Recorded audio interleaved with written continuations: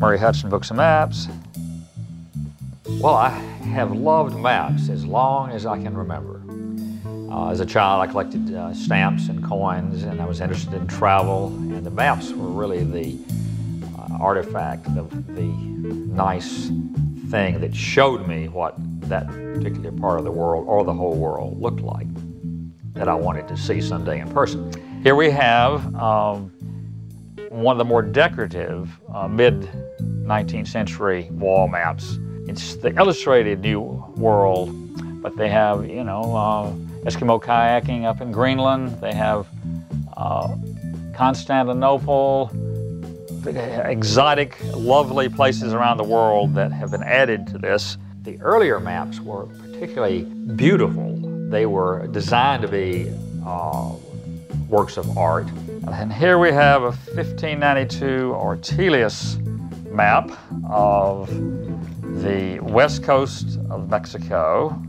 This lovely strapwork cartouche. And also, every time I pick up a map, I may have looked at it 50 times, but I always see something I hadn't noticed before, some aspect of a bygone era that is intriguing. This is just prior to a few years prior to the French and Indian War from 1756 to 63.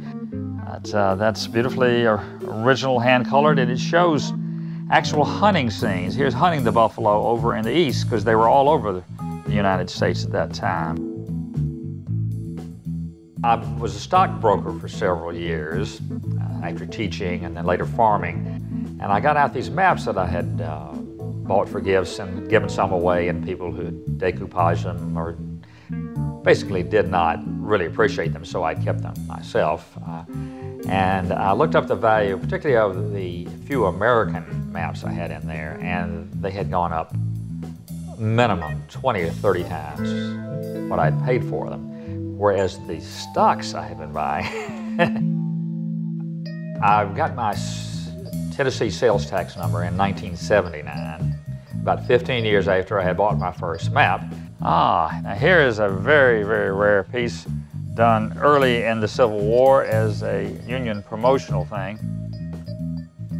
I decided sometime in the late 80s, early 90s, that I needed to concentrate more on globes.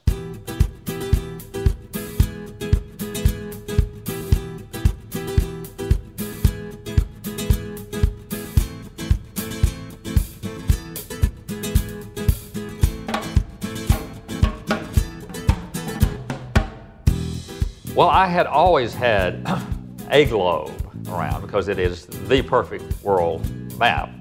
Some of our larger globes here, this globe was in the boardroom of the Gillette Company in the 1920s. This is one of my favorite globes. It's a 30-inch globe from the 1870s, and it has this extraordinary stand, a brass compass made by the A.H. Andrews Magnetic Needle Company in Chicago. I really emphasized buying globes for several years. These are from the early 1800s. This one's 1807. It's one of the few globes I've ever seen that has the state of Franklin on it.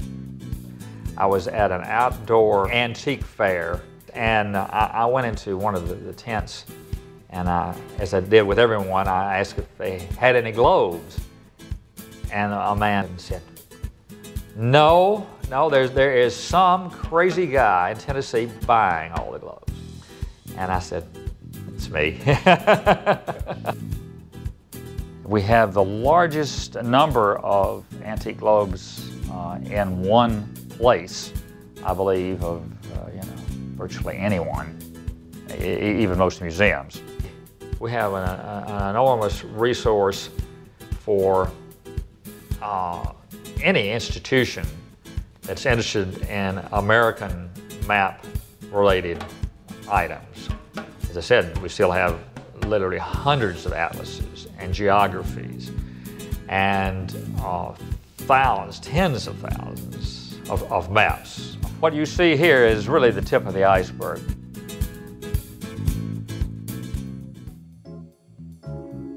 My advice for collectors has always been go with what appeals to you, that you feel certain you don't mind looking at 10, 20, 30 years from now. And if you're buying for a present, try to really figure out what the people like.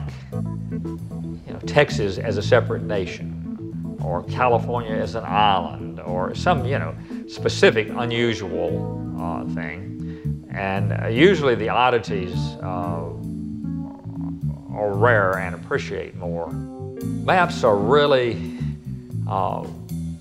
always going to have their historical value and interest for the period that they depict, a snapshot of time. But one thing is for sure, if the railroads change, the state names change, the country names change, still the earth is always round.